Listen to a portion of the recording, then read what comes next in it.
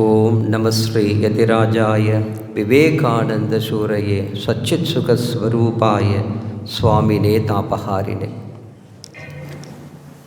ஒரு அருமையான உரையாற்றி அமர்ந்திருக்கக்கூடிய அட்வொகேட், ஆடிட்டர், டாக்டர், நல்ல மனிதர் சத்யகுமார் அவர்களே, இந்த நிகழ்ச்சியை நன்றாக ஒருங்கிணைத்த ராஜேஷ்ஜி, பள்ளிக்குமார் ஐயா, நம்முடைய local head Prasadji.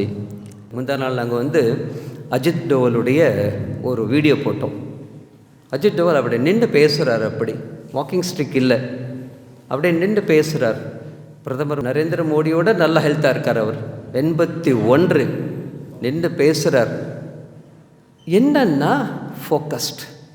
Vivekananda international foundation அது ஆரம்பித்தவர் எப்படி இருக்கணும் அப்படின்னா அப்படி இருக்கார். அந்த வகையில் நம்ம இன்றைக்கி நல்ல அருமையான விஷயங்களை சொன்ன ஒரு நல்ல ஒரு ஸ்டடி. தேங்க்யூ சத்யகுமார். ஆன்மீக துறவி அவர் மட்டும் நல்ல விதமாக அந்த துறவரத்துலேயும் அந்த சமுதாய பணியிலும் இருந்தார்னா எந்த துறை சார்ந்த மனிதர்களுக்கும் அவர் உதவ முடியும். அவர்கிட்ட அவ்வளோ கருத்து இருக்குது. நம்முடைய ரிஷிகள் முனிவர்கள்லாம் சொல்கிறோம் இல்லையா, நமக்கு ரிஷிகள் முனிவர்கள்லாம் என்ன நினைக்கிறோம்? தாடி வச்சுக்கிட்டு அப்படி கை வச்சுக்கிட்டு அப்படி முன்னு இருக்கிறது. உலகத்தை துறந்தவன் துறவி அல்ல, உலகத்திற்காக பிறந்து பயன் அடைந்தவன் பயனை பிறருக்கு தருபவன் தான் உண்மையான துறவி. அதுதான் சுவாமி விவேகானந்தர் எங்களுக்கு காட்டி கொடுத்துருக்கார். அந்த வகையில் நான் கொஞ்சம் யோசனை பண்ணி பார்த்தேன். இப்போ நம்ம கிட்டத்தட்ட 100 இளம் வழக்கறிஞர்கள், அதாவது இளமையான வழக்கறிஞர்கள் மட்டும் இல்லை, எப்போவும் தங்களை இளமையாக வைத்துக்கொண்டு சுறுசுறுப்பாக இருக்கக்கூடிய பழனிக்குமார்ஜி மாதிரி சுறுசுறுப்பாக இருக்கக்கூடிய இளமை நிறைந்த வழக்கறிஞர்களும் இங்கே இருக்காங்க. அப்படின்னா ஏன் இந்த நிகழ்ச்சி நடத்தணும் அப்படின்னு யோசனை பண்ணி பார்த்தா, சுவாமி விவேகானந்தரும் வழக்கறிஞராக மாற இருந்தவர். அவங்க அப்பா மிக மிக சிறந்த வழக்கறிஞர். அப்படின்னா அந்த அவருடைய ரத்தத்திலேயே அந்த வழக்கறிஞர் அந்த தன்மை இருக்கும் இல்லையா. அதனால தான் நம்முடைய நாட்டிற்காக அவருக்கு கோர்ட்டு கிடையாது. சத்யகுமார் ரொம்ப நல்லா சொன்னார். முதல் ஜட்ஜ்மெண்ட்டு கொடுத்தது எங்கே? இந்தியாவில் கிடையாது, சிகாகோவில் போய் கொடுக்குறார் ஜட்ஜ்மெண்ட்டு. யார்? நாங்கள்லாம் யார்? எந்த விதமான இதுவும் கிடையாது அங்கே. இவரே போயிருக்கார், இவரே வழக்காடு மன்றத்தில் நிற்கிறார். நின்று நாம் யார் என்பதை காட்டி கொடுத்த அருமையான ஒரு தருணம் அது சிகாகோ பிரசங்கம். அது வரைக்கும் இந்தியர்களுக்கும் நாய்களுக்கும் இங்கே இடமில்லை அப்படின்னு ஐரோப்பிய நாடுகள், பல நாடுகளில் அது சொல்லப்பட்டிருந்தது. இந்தியர்களுக்கும் நாய்களுக்கும் இங்கு இடமில்லை. இப்போ என்னம்மா பண்ணுவீங்க நீங்கள்? எப்படி இருக்கும்? அந்த மாதிரி இருந்த காலகட்டத்தில் இந்தியர்கள் யார் என்பதை சொல்லி வந்ததால் தான் அவருடைய பிறந்த நாள் கொண்டாட்டத்தில் இன்றைக்கி நம்ம எல்லாருமே சேர்ந்துருக்கோம். ஏன் அப்படின்னா just to feel, just to get some Vivekananda vitamin deficiency நமக்கு இருக்குது. விவேகானந்த விட்டமின் டெஃபிஷியன்சி இருக்குது. என்னது விவேகானந்த விட்டமின் டெஃபிஷியன்சி? இரக்கமுள்ள இதயம், சிந்திக்கும் மூளை, வேலை செய்யும் கைகள். இந்த 3 எனக்கு ஒரு யோசனை பண்ணி பார்த்தேன். சுவாமி விவேகானந்தரிடமிருந்து ஒரு வழக்கறிஞர் ஆரம்ப நிலையோ நடுநிலையோ அல்லது நல்ல முதிர்ந்த நிலையோ என்ன கற்க வேண்டும் அப்படின்னு யோசனை பண்ணி பார்த்தா எனக்கு 5 கருத்துக்கள் தான் ஞாபகம் வந்தது. அதை மட்டும் நான் பதிவு செய்கிற ஒரு அருமையான விஷயமா இருக்குது. ஃபஸ்ட்டு, வழக்கறிஞர் அப்படின்னா தலைமை பண்பு மிக்கவர், லீடர்ஷிப் குவாலிட்டிஸ். அவர் லீடர் ஆக வேண்டிய அவசியமே இல்லை, ஆனால் லீடிங் பண்பு இருக்கணும். ஒரு காலத்தில் சீஃப் மினிஸ்டர் ஆகிறதுக்கு முன்னாடி சங்கத்தில் ஒரு மீட்டிங் வச்சுருக்காங்க. நரேந்திர மோடிஜிக்கு என்ன வேலை கொடுத்தாங்க தெரியுமா?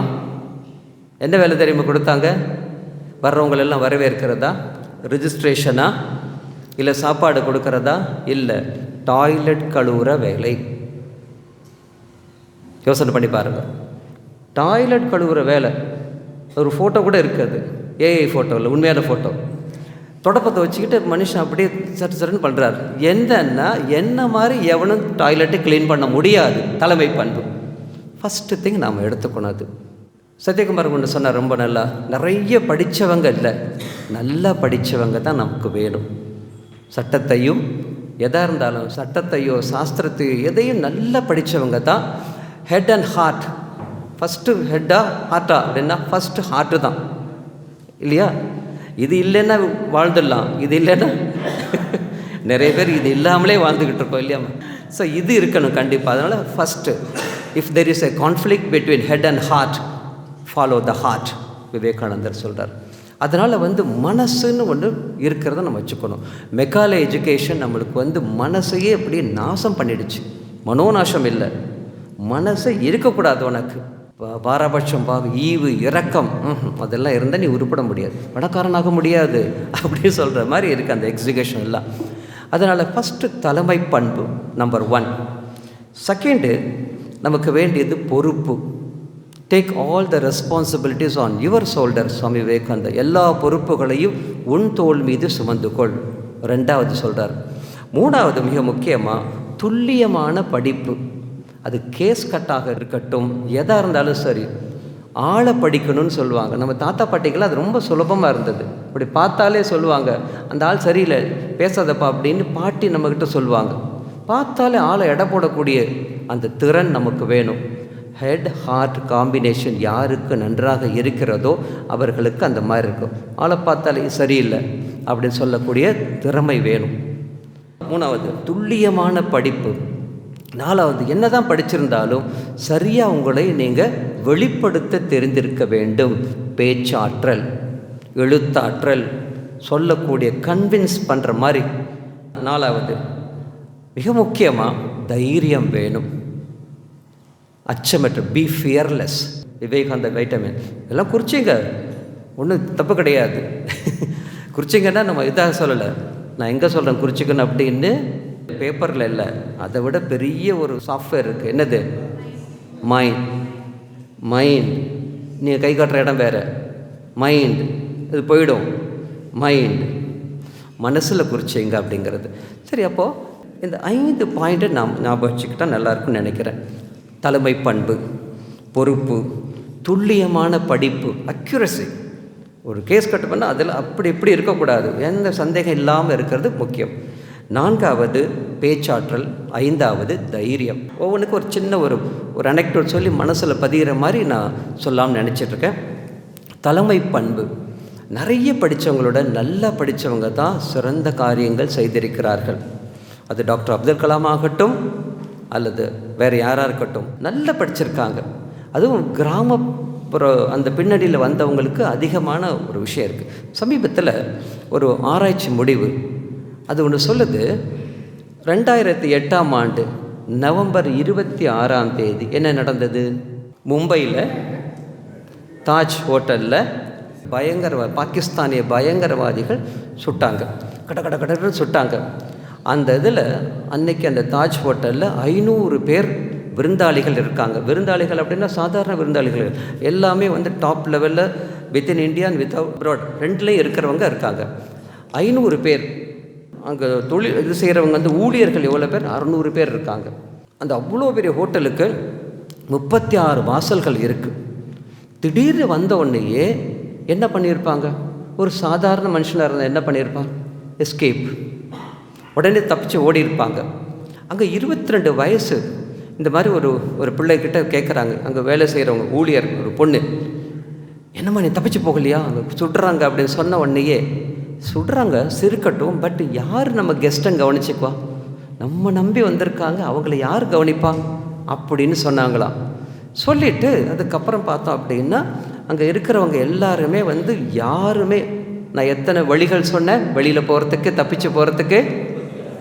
அந்த ஆள் வெளியில் போகிறவங்கள விட்டுடுவான், அங்கே உள்ளார இருக்கிறவன் சாகணும். இந்தியாவின் விருந்தினர்களாக வந்தவர்கள் செத்தால்தான் இந்தியாவிற்கு ஒரு களங்கம் விளைவிக்க முடியும் அப்படிங்கிறதுக்காக அவனுக்கு வெளியில் தப்பிச்சு ஓடுறவங்கள சுடுறதுல அவனுக்கு ஒன்று இது கிடையாது. உள்ளார இருக்கவனா சுட்டுக்கொள்ளணும் அப்படிங்கிற ஒரு இதில் இருக்கும் போது உள்ளார இருந்தவங்க எப்படி இருந்தாங்க? நம்ம நம்பி வந்திருக்காங்க, நாம் எப்படி அவங்களை விட்டு கொடுக்க முடியும்? செத்தாலும் சேர்ந்து சாவோம், சேர்ந்தே வாழ்வோம், சேர்ந்தே வீழ்வோம், அந்த மாதிரி ஒரு மனநிலை இருந்தது. இது எல்லாம் நடந்ததுக்கப்புறம் அவங்களை பிடிச்சாங்க, எல்லாம் பண்ணாங்க, அதெல்லாம் தெரியும். அந்த நேரத்தில் மற்றவங்களுக்கெல்லாம் இந்திய ஊடகங்களுக்கு அது ஒரு வெறும் செய்தி, தலைப்புச் செய்தி, அவ்வளோதான்.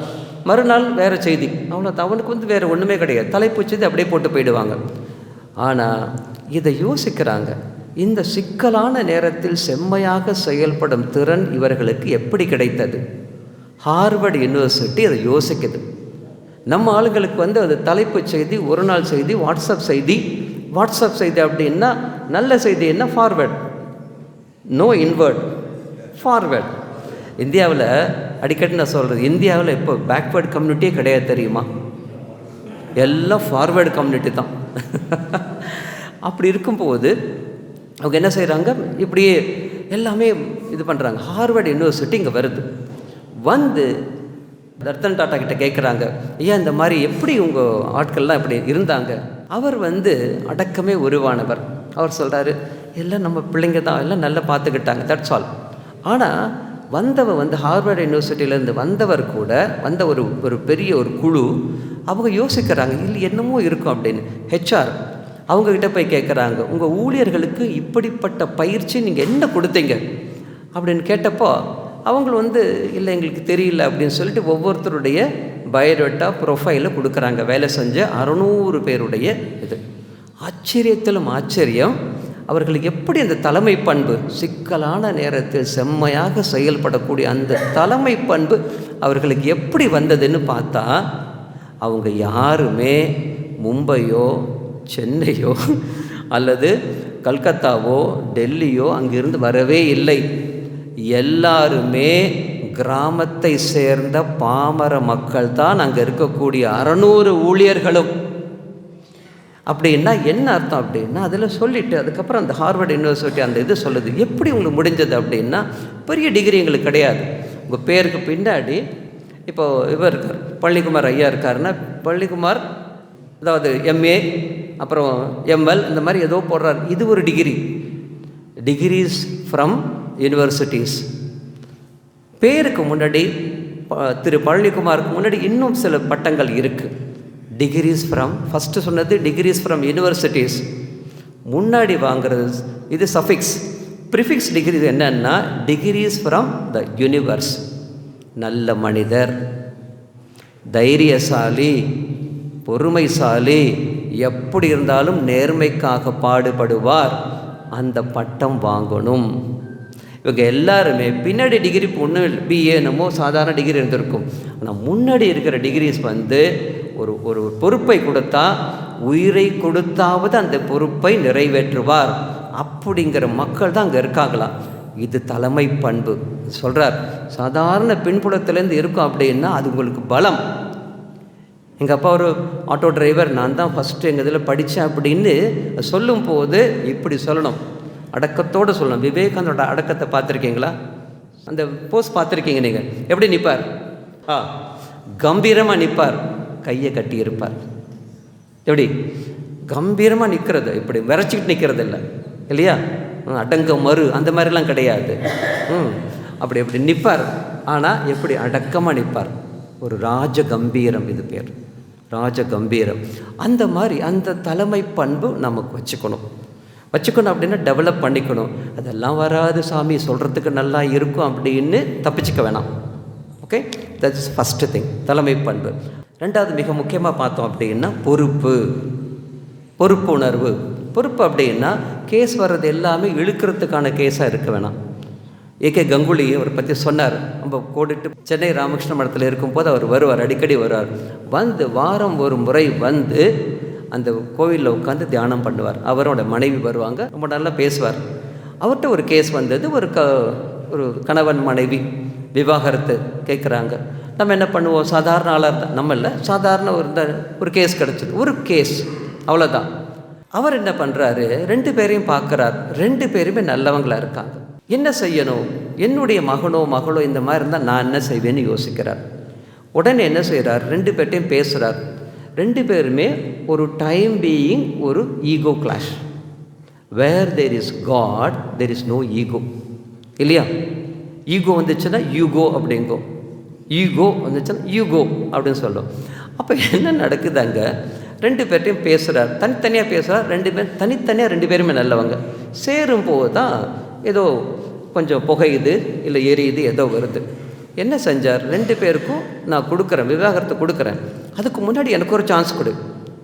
அப்படி என்ன செய்கிறார், ஜெயராம் பாட்டி அன்னைக்கு சாரதா தேவியார் இருக்காங்க இல்லையா, அவங்க பிறந்த ஊர் கிராமம், இயற்கையும் இறைவனும் தவிர வேறு எதுவுமே இல்லாத கிராமம்.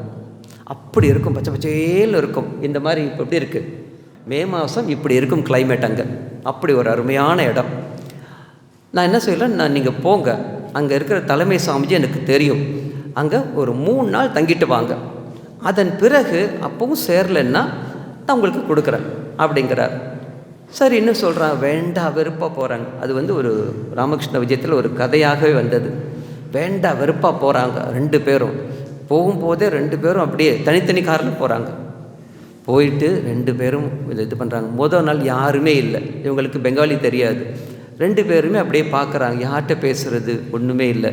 என்ன எதை வியக்கிறது, எதை குறை சொல்கிறதுக்கு ஆள் வேணும்ல, யாருமே இல்லை. அந்த மாதிரி முதல் நாள் 2 பேரும் அப்படி வந்தால் இப்படி வந்தால் இவர் இப்படி போயிடுவார், அந்த மாதிரி எல்லாம் இருந்தது.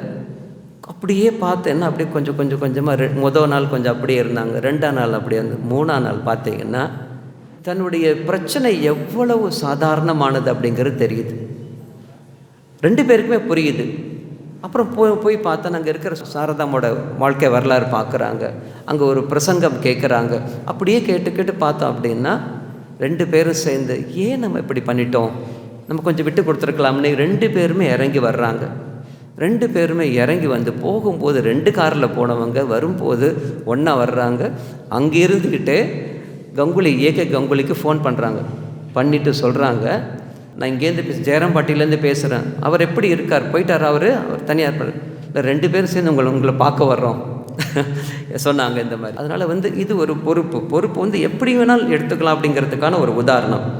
3வது துல்லியமான படிப்பு.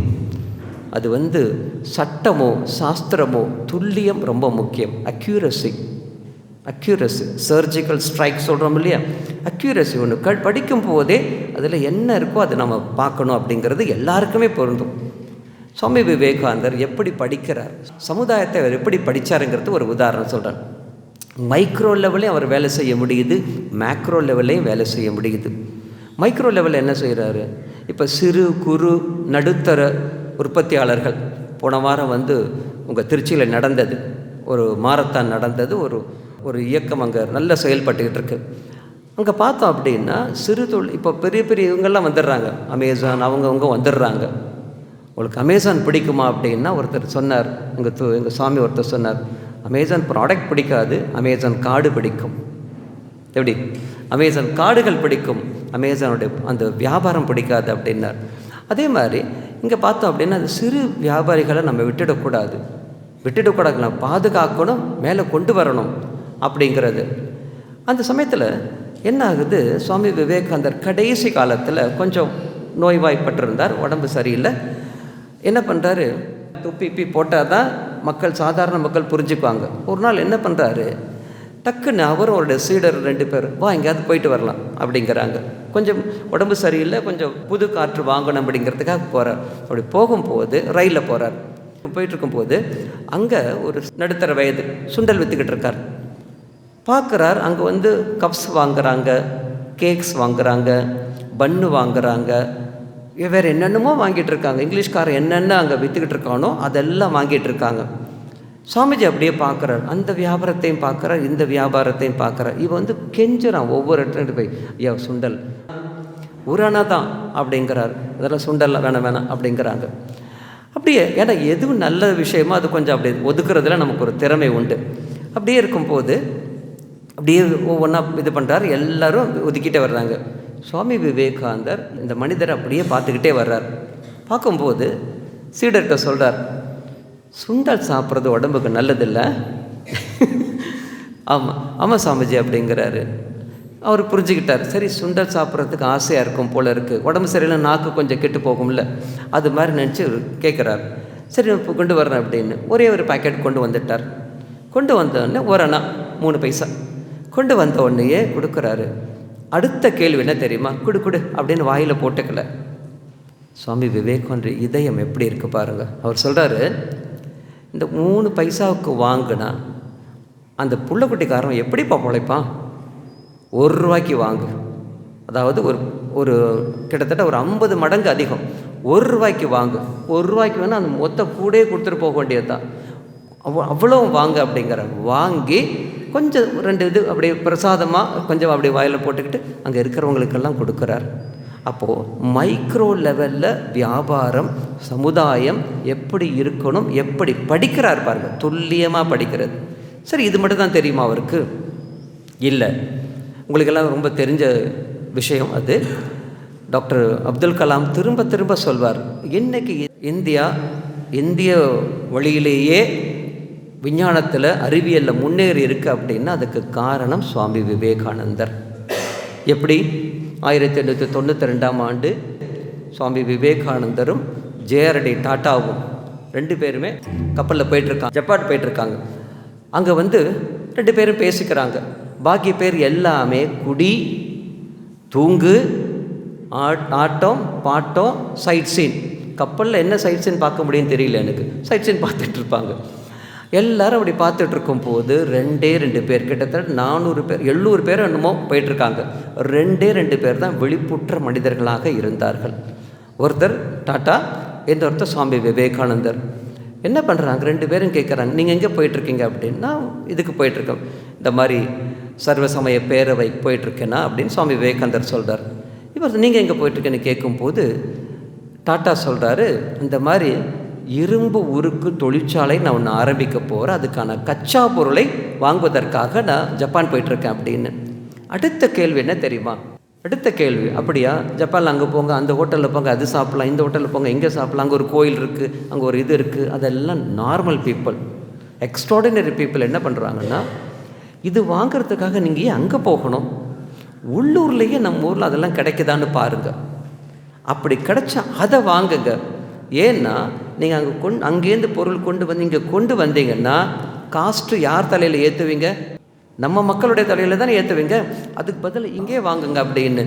அது மட்டும் சொல்லலை, அதோட வெறுமனே தொழிற்சாலை ஆரம்பித்தா மட்டும் போராது, R&D இருக்கணும். அதில் நீங்கள் ரிசர்ச் பண்ணணும், டெவலப்மெண்ட் பண்ணணும். சும்மா ஒரு தொழிற்சாலை வாங்கிட்டு 10 வருஷத்துக்கு முன்னே ஆரம்பித்தது அப்படியே இருக்குது. எங்கள் ஆத்துக்காரன் கச்சேரிக்கு போயிட்டு வந்தார், சரியான பழமொழி இல்லது, எங்கள் ஆத்துக்காரன் கச்சேரிக்கு போயிட்டு வந்தார்னு சொல்லுவாங்கள்ல, அது மாதிரி இல்லாமல் வளர்ச்சி. பகவான் ஸ்ரீராமகிருஷ்ணனுடைய ஒரு முக்கியமான உபதேசம் என்னென்னா, முன்னேற்றம் இல்லை, தொடர்ந்து முன்னேறி கொண்டே இரு. Please write down, go forward, go forward, always go forward. இது வரைக்கும் ஜெயிச்சிட்டோம், மேஜிஸ்ட்ரேட் கோர்ட்டில் நல்லா ஜெயிச்சிட்டோம் அப்படின்னா நெக்ஸ்ட் என்ன கோர்ட்டு வரும்? அந்த கோர்ட்டில் நல்லா பண்ணு, அப்படி போ, சுப்ரீம் கோர்ட் போ. ஏன் சுப்ரீம் கோர்ட்டே பெரிய விஷயம் என்ன, அங்கிருந்து போ, இன்டர்நேஷ்னல் கோர்ட்டில் போய் வாதாடு. அப்போ என்ன, மேலே மேலே போய்கொண்டே இரு. முன்னேறுவது முக்கியம் அல்ல, முன்னேறி கொண்டே இருப்பது முக்கியம். பகவான் ஸ்ரீராமகிருஷ்ணனுடைய சொல்கிறார், சுவாமி விவேகானந்தருடைய குரு அப்படி சொல்கிறார். அப்படி சொன்ன உடனேயே ரிசர்ச் ஆரம்பிக்கணும் அப்படின்னு அப்படி ஆரம்பித்தது தான் இந்தியன் இன்ஸ்டியூட் ஆஃப் சயின்ஸ் பெங்களூரில். இன்றைக்கி பார்த்தோன்னா அவ்வளோ பெருசாக இருக்குன்னா காரணம் அன்னைக்கு சுவாமி விவேகானந்தருடைய சிந்தனை. அந்த சிந்தனை ஸ்ரீகிருஷ்ணராக அவர் சொன்ன சிந்தனை அர்ஜுனனாக ஜேஆர்டி டாட்டா எடுத்துக்கொண்டு அதை இப்படியே கொண்டு வந்தது, எக்ஸிக்யூஷன். 2மே முக்கியமாக இருக்குதுங்க. இது 2வது. துல்லியமான படிப்பு. மைக்ரோ லெவல்லையும் அவரால் வேலை செய்ய முடியுது, சிந்தனை இருக்குது. மேக்ரோ லெவல்லையும் அவருக்கு சிந்தனை இருக்குங்கிறத பார்த்துக்கணும்.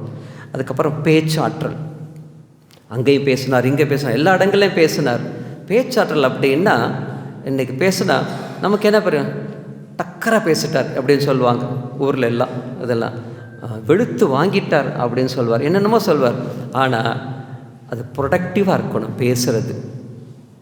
மந்திரம் போல் வேண்டுமடா சொல் இன்பம், மகாகவி பாரதியார். மந்திரம் போன்று வேண்டுமடா சொல் இன்பம். அதே மாதிரி ஒரு மந்திரம் வந்தது, கும்பகோணத்தில் தான் வந்தது.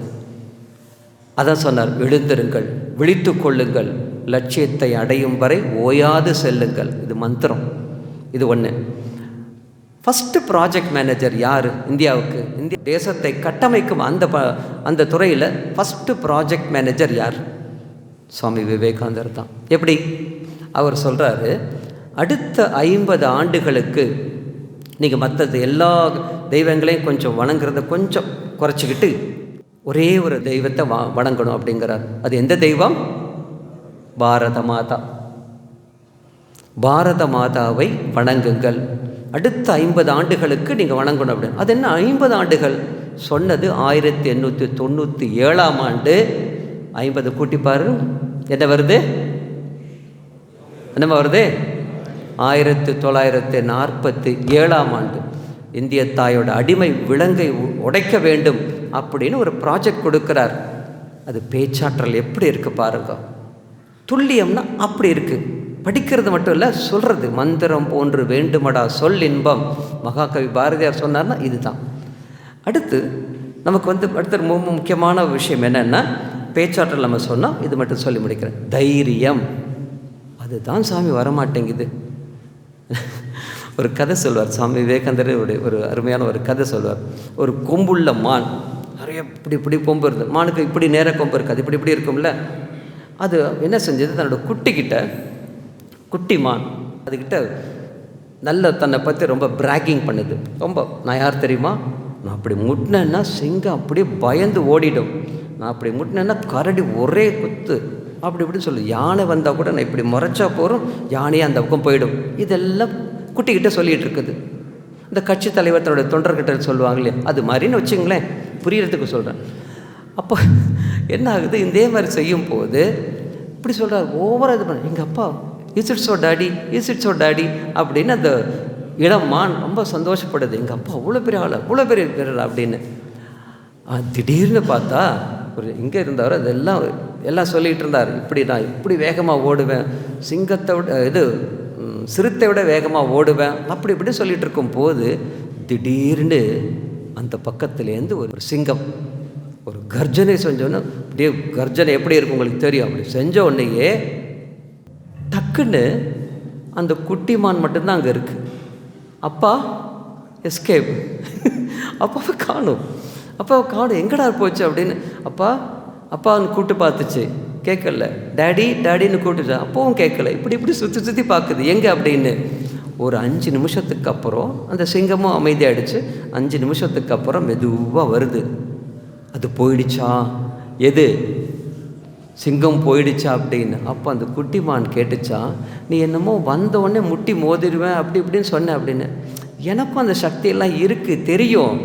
ஆனால் என்னமோ தெரியல, அந்த சவுண்டு கேட்டாலே இதெல்லாம் என்னமோ ஆயிடுது, எல்லாத்தையும் மறந்துடுறேன் அப்படின்னாரு.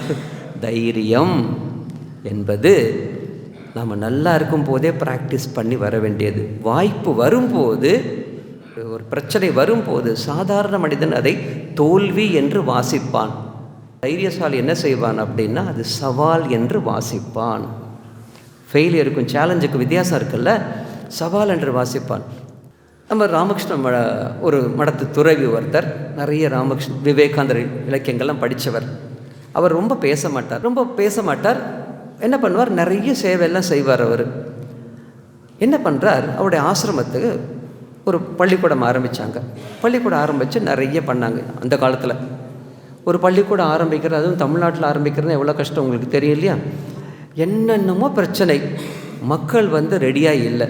என் பையன் மாதம் அங்கே போய் ஏதாவது ஒரு கூலி தொழில் செஞ்சால் கூட போகிறேன், எனக்கு காசு கிடைக்கும், உன் பள்ளிக்கு என்ன பிரயோஜனம், இது ரொம்ப வருஷத்துக்கு நடந்தது அப்படின்னு சொல்லி யாருமே தங்களுடைய குழந்தைகளை அனுப்ப மாட்டாங்க. எல்லாரும் பிரச்சனை இருந்தாங்க. எல்லாருமே கூலியே ரொம்ப குறைவு, படிக்கணும்னு ஆர்வமும் கிடையாது. இந்த சுவாமி என்ன பண்ணார், சின்ன சுவாமி, பெரிய சுவாமி ரொம்ப பெரிய தபஸ்வின், சின்ன சுவாமி என்ன பண்ணுறார், அப்படியே போய் ஒவ்வொரு வீடாக போய் கேட்குறார். இப்போல்லாம் எல்கேஜியெல்லாம் சேர்க்குறாங்க இல்லையா, ஊராக போய் ஒரு வேன் வச்சுக்கிட்டே போவாங்க, பார்த்துருக்கீங்களா? வேன் வச்சுக்கிட்டே போகிறாங்க, அப்படியே போவாங்க, பிள்ளை பிடிக்கிற மாதிரி இருக்கும் அது. அப்படியே போகிறாங்க, போய் ஒவ்வொரு வீடாக போய் கேட்குறார். எல்லாரும் அந்த சுவாமியை புறக்கணிக்கிறாங்க. அவர் வர்றார், ரொம்ப தளர்ந்து போய் வர்றார். பணமும் இல்லை, வாய்ப்பும் இல்லை, எல்லாமே இப்படி பிரச்சனையாக இருக்கும் போது ரொம்ப அப்படியே நொந்து போயிடுறார். கவலையோடு சோர்ந்து பெரிய சாமிகிட்ட சொல்கிறார். சுவாமி, இங்கிலீஷில் சொல்கிறார், சுவாமி, சூழ்நிலையெல்லாம் பார்த்தா ஐ எம் எக்ஸ்ட்ரீம்லி டிஸ்கரேஜ்ட் அப்படிங்கிறார். நம்ம என்ன செய்வோம், நீங்களாக இருந்தால் என்ன பண்ணியிருப்பீங்க? உடனே தட்டி கொடுத்து, இல்லைப்பா, நம்ம ஆரம்பித்த ப்ராஜெக்ட் என்ன இருந்தாலும் நம்ம செய்யணும், ஆரம்பிச்சிட்டோம், பின்வாங்க முடியாது. நார்மல் குரு. அந்த சுவாமி அப்படியே பார்க்குறார். இந்த இளம் துறவியிடம் இருக்கக்கூடிய தகுதியும் பார்க்குறார், பின்னாடி வரப்போகிறதையும் பார்க்குறார். எல்லாம் பார்த்துட்டு அப்படியே கண்ணை மூடி ஒரு வார்த்தை சொல்கிறார். அவர் என்ன சொல்லியிருக்கார்? பிரச்சனை என்ன? ஐ ஆம் டிஸ்கரேஜ்ட். டிஸ்கரேஜ் புரியுது இல்லை? ரொம்ப தளர்ந்து போயிட்டேன்னா, ரொம்ப எனக்கு இதாக இருக்குது அப்படின்னு. இவர் என்ன சொல்கிறார்? மக்கள்கிட்ட நான் என்ன தான் செஞ்சாலும் அது எல்லாமே அப்படியே ரொம்ப அப்படியே இடித்த புளி மாதிரி இருக்கும், அது அப்படியே இருக்குது. சில பேர் இருப்பாங்க இல்லையா, என்ன தான் மீட்டிங்கில் பேசினாலும் அப்படியே இருக்கும், என்ன தான் பேசுகிற நீ அப்படின்னு இருப்பாங்க. அது மாதிரி இருக்குன்னு வச்சுங்க. அப்போது சிரிக்கக்கூடாது இருப்பாங்க இல்லையா. அது வேடிக்கையாக சொன்னார். வரும்போது நீங்கள் எல்லாமே உங்கள் மொபைலில் இருக்கக்கூடிய டிபி படம் மாதிரி முகத்தை வச்சுருந்தீங்க, கொஞ்ச நேரத்துக்கு அப்புறம் ஆதார் மூஞ்சி மாதிரி ஏன் வச்சுருக்கீங்க அப்படின்னு வித்தியாசம் இருக்குல்ல. அந்த மாதிரிலாம் அந்த சுவாமி சொல்லலை, இது இந்த சுவாமி சொன்னது. அப்போது என்ன பண்ணுறார்? என்ன பிரச்சனைமா? ஐ ஆம் டிஸ்கரேஜ்ட்.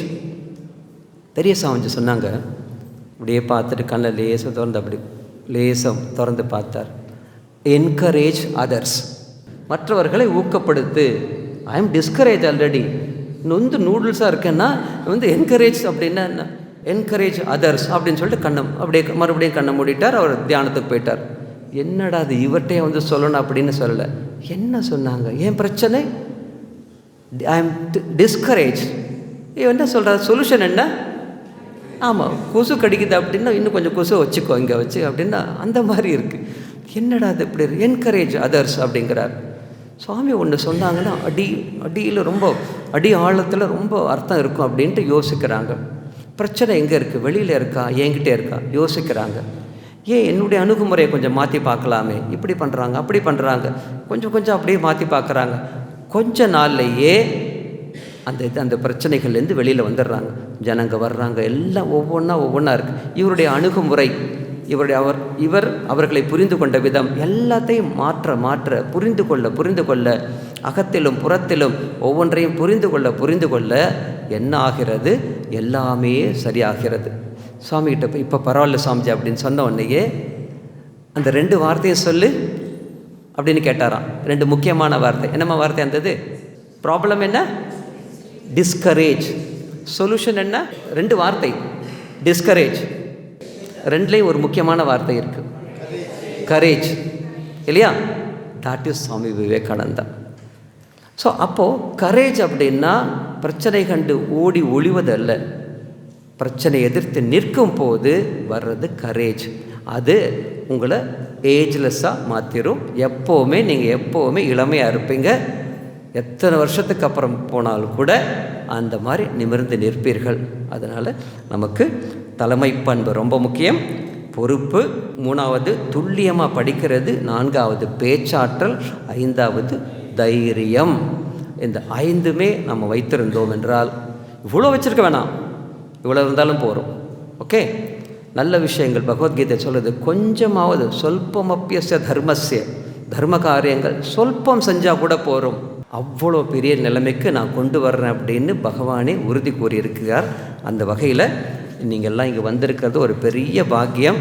டாக்டர் சத்யகுமார் சொன்ன மாதிரி நாம் எல்லாருமே ஒரு 25 வருஷத்துக்கு அப்புறம், இவங்களெல்லாம் பார்த்தா கொஞ்சம் லேட் ஆகும், ஒரு 20 வருஷத்துக்கு அப்புறம் பார்த்திங்கன்னா நாங்கள் இந்த மாதிரி ஒரு நிகழ்ச்சியை நடத்தும் போது எங்களுக்கு ஒரு சுப்ரீம் கோர்ட்லேருந்து ஒரு ஃபஸ்ட்டு முதன்மை நீதிபதி தான் வரணும் அப்படின்னா அது இந்த அரங்கத்தில் இப்போது அமர்ந்திருக்கக்கூடிய மனிதர்களிடமிருந்து வர வேண்டும் என்பது எங்களுடைய பிரார்த்தனை. இதுக்கு தான் கைத்தட்டுறீங்க. சரியா? சரி, அப்படி கொஞ்சம் நிமிர்ந்து அவருங்க பார்க்கலாம். ஒரே ஒரு சின்ன ஒரு பிரார்த்தனை. நிமிர்ந்து அவருங்க கண்ணில் லேசாக மூடிங்க, கைகளை நெஞ்சுக்கு மேலே வச்சுங்க. நான் சொல்ல தயவு செஞ்சு திருப்பி சொல்லுங்கள். ஒன்றில் கவனம் வை, நீ சாதிக்க துடிக்கும் ஒன்றில் கவனம் வை, அதை அடைந்திட ஒவ்வொன்றிலும் கவனம் வை. ஒன்றில் கவனம் வை, ஒவ்வொன்றிலும் கவனம் வை. உலகம் உன்னை கவனிக்கும். ஒன்றில் கவனம் வை, ஒவ்வொன்றிலும் கவனம் வை. உலகம் உன்னை கவனிக்கும். உங்கள் எல்லாரையும் பகவான் ஸ்ரீராமகிருஷ்ணர் கவனித்து கொள்ள வேண்டும். அதற்கான தைரியமும் இந்த 5 பண்புகளும் உங்களுக்கு அவர் நல்குவார் அப்படிங்கிற பிரார்த்தனையுடன் நிறைவு செய்கின்றேன். நன்றி.